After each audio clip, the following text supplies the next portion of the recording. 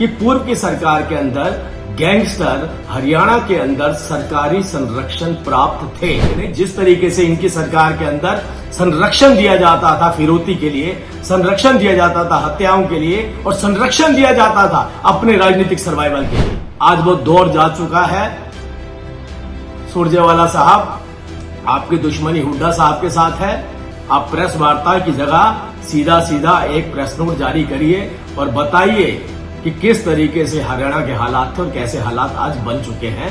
कई बार ऐसा लगता है कि सुरजेवाला साहब को कोई हुड्डा साहब से बदला लेना है और वो बदला लेने के लिए मौके ढूंढते हैं और आज भी उन्होंने उस मौके को चूका नहीं है।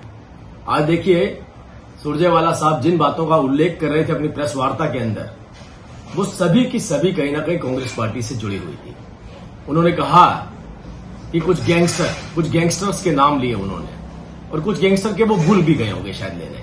तो आज हम ऐसा करते हैं कि उन गैंगस्टर के भी नाम लेते हैं जिनको शायद वो कहीं ना कहीं प्रेस वार्ता में भूल गए। इसके अलावा भी कुछ गैंगस्टर हैं, संदीप गडोली, सतीश कठूरिया, दीपक पहलवान, मनोज भाटी, करमवीर बधाना, अनिल ढिल्लो, ये सब वो गैंगस्टर हैं जिन्होंने हरियाणा के अंदर भरपूर बर्बादी मचाई, जिनका बहुत बड़ा योगदान था हरियाणा के अंदर फिरौती के लिए, हत्याओं के लिए।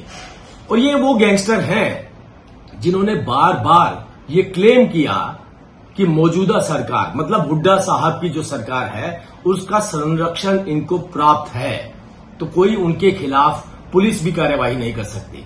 और उस वक्त की विपक्ष की पार्टियों ने भी इस बात को बार बार उठाया कि पुलिस का संरक्षण और सरकारी संरक्षण के चलते ये गैंगस्टर सक्रिय हैं। बड़ी दिलचस्प बात मैं आपको बताना चाहता हूं कि आज एआई का युग है। अगर आप एआई में भी जाकर के एक कंपैरिजन डालें कि पूर्व की सरकार, जो मतलब हुड्डा साहब की, मतलब सुरजेवाला साहब की सरकार को अगर मनोहर लाल जी की सरकार और नायब जी की सरकार के साथ कंपेयर किया जाए तो आप कैसी तुलना करेंगे? तो आप विश्वास कीजिए, मैं आपको चुनौती देता हूं, आप जाकर के देखिएगा।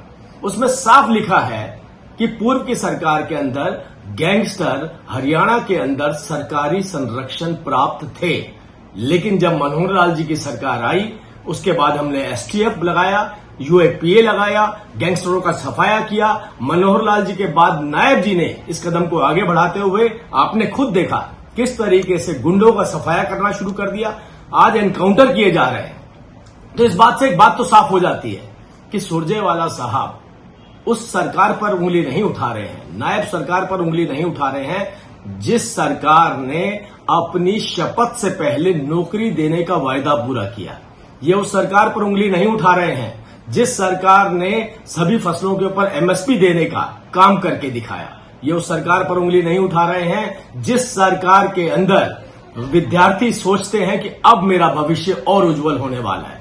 ये उस सरकार पर उंगली नहीं उठा रहे हैं जिस सरकार ने हरियाणा को वो दिया जिसकी कल्पना भी नहीं की जा सकती थी। अरे एक मुस्कुराता हुआ चेहरा, जनता के बीच में रहने वाला चेहरा, एक कड़ा प्रशासक जिसने वो करके दिखाया जिसकी कल्पना हरियाणा में नहीं की जा सकती थी। हरियाणा ऐसा दौर नहीं देखना चाहता जैसा दौर उसने 2005 से लेकर के और 2014 के बीच में देखा। अगर मैं एनसीआरबी के आंकड़ों की भी बात करूं तो आप आज हुड्डा साहब ने कहा एनसीआरबी के आंकड़े, अरे भाई 2012 से लेकर 14 में तो केवल 2 सालों की बात कर रहा हूं, 12 से 15% बढ़ोतरी हुई।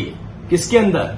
हत्याओं के अंदर, लूट के अंदर। लेकिन जिनके साथ लूट की जाती थी, हत्या की जाती थी, उनके तो केस भी दर्ज नहीं होते थे। हाँ, हमने कहा कि कमजोर से कमजोर आदमी भी आकर के थाने में अपनी रिपोर्ट दर्ज करवा सकता है। हम किसी भी गैंगस्टर को बख्शेंगे नहीं। जिस तरीके से इनकी सरकार के अंदर संरक्षण दिया जाता था फिरौती के लिए, संरक्षण दिया जाता था हत्याओं के लिए और संरक्षण दिया जाता था अपने राजनीतिक सर्वाइवल के लिए, आज वो दौर जा चुका है। सुरजेवाला साहब, आपकी दुश्मनी हुड्डा साहब के साथ है।